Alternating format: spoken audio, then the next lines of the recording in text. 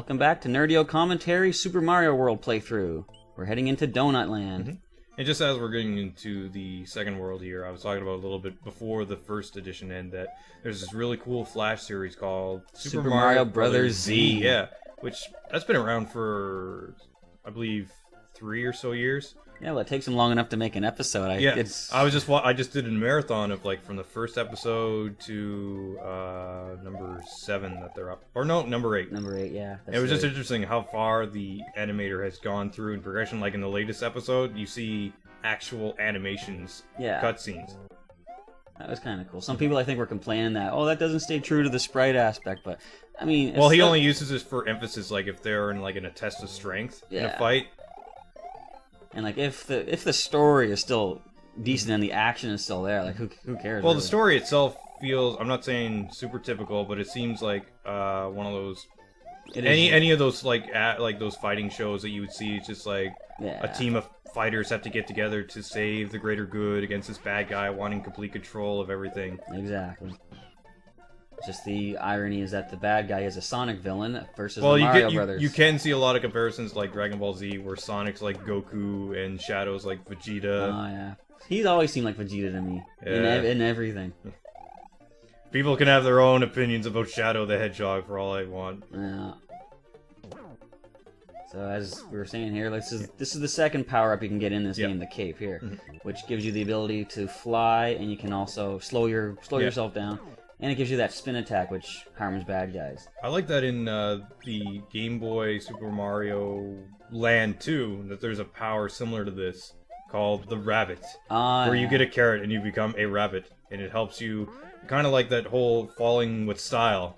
Yeah. Get that? There's a reference for it. Falling with style, where you just flutter your way down, like rabbits do apparently. And the annoying thing, of course, is when Wario himself gets that power up. Yeah.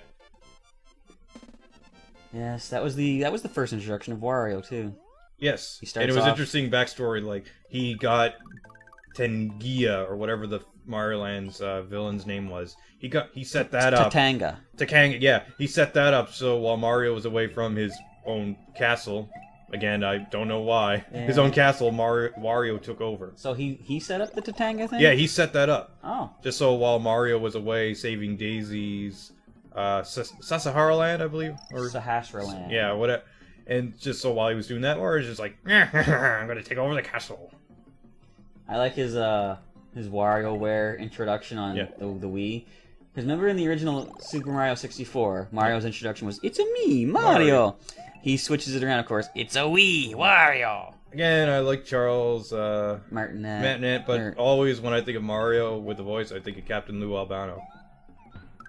From the Super Mario Super Show. For whatever reason, I thought you were going to say Captain N. I was like, wait, No. what? The great, legendary Captain Lou Albano. Yeah. Which, gotta pay tribute to that guy. Of course. Because he did the original Mario. Yep.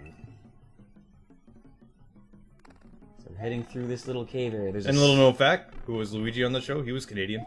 That would be... Danny Wells, who... his best well-known role besides that was the bartender from The Jeffersons. I just lost all my stuff there. Look at that. Yeah, in one fell swoop. That stupid... Yeah. Charging Chuck / Football Charlie. So there's a secret exit here. If you still had Yoshi, you could use that blue shell right over in that area. Just fly. But yeah, Mario doesn't need that. And here's the first thing. It's a key with a magic keyhole. Yes. It's very Alice in Wonderland-esque. So this brings us to the Green Switch Palace. 3 guesses what that's going to make happen. Yeah. There goes my cape.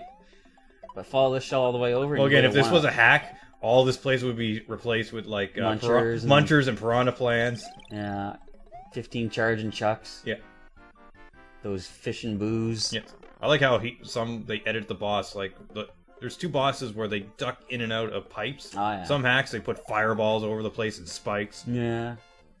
Well, when you fight Wendy, she does have the fireballs. Yeah.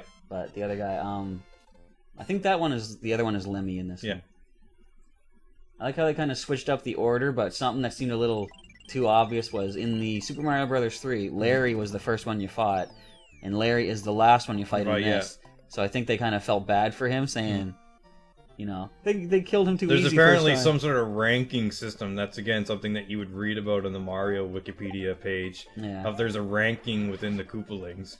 And it was like Ludwig von was second in command until Bowser Jr. came in. Oh, that sucks.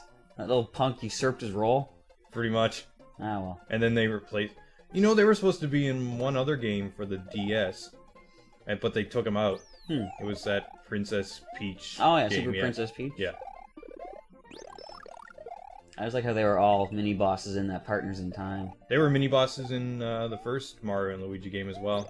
Were they? Yeah, and just like Mario... Well, I think it was just called Mario and Luigi. You just fight them all in Bowser's Castle. Okay. They were also in Mario is Missing.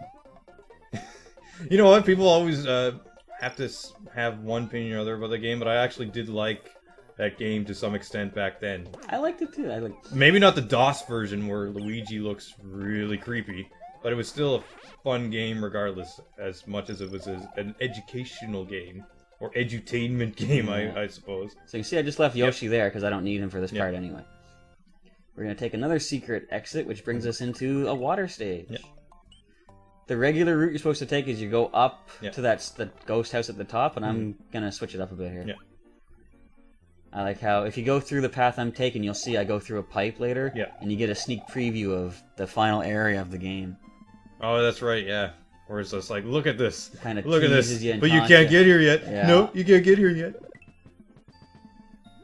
I like how they did that. You can actually see right to the end of the game, but you have to wait until you get there. Yeah. Gotta love these water stages. Many people seem to hate water stages. I don't mind them. Yeah.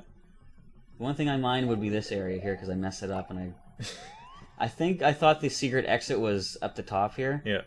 So I kept thinking I gotta go all the way up. You get that little pea balloon which inflates you, and then you gotta find more as you go up. And that wasn't it. Wasting time, wasting time. And of course you gotta watch all these Koopas. Try and take some with you. Yeah. I think maybe later on I try to come back in here with a cape. Yeah. Yeah, I thought that was my cape. Stupid flower. Moving on. Yeah. So I'm gonna go back. Yeah. If you just go back through the area. I'll show that mini stage. Yes. It has no power over me. I'm Super Mario. Balloon. Gimme. Gimme the balloon. Stupid. There we go. Good thing you found a magic balloon. Sorry. What? I had it from Mama Luigi.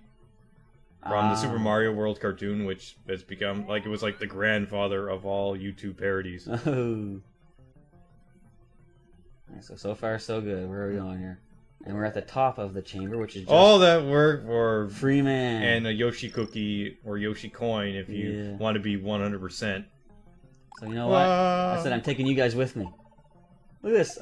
I killed that guy with 3 hits. You probably could have, like, if you efforted enough, just put in, like, go hitting them until you get the 1-up. Yeah, could have, but nah. Yeah, exactly. I want to finish this stage. Yeah. I'm mad now. You have some nice little blocks that you can pick up, and if you're carrying something, it actually keeps moving you forward automatically, like a little floaty. It's a little hard to manage at some points, but if you bring this P-switch through the stage, which again is a challenge because it can be hard to dodge everybody, you can bring it to a secret area over here, where the P-switch turns these blocks into coins, and you can hit that question mark block down there. Take that. Yes. Mario's Revenge. Yeah.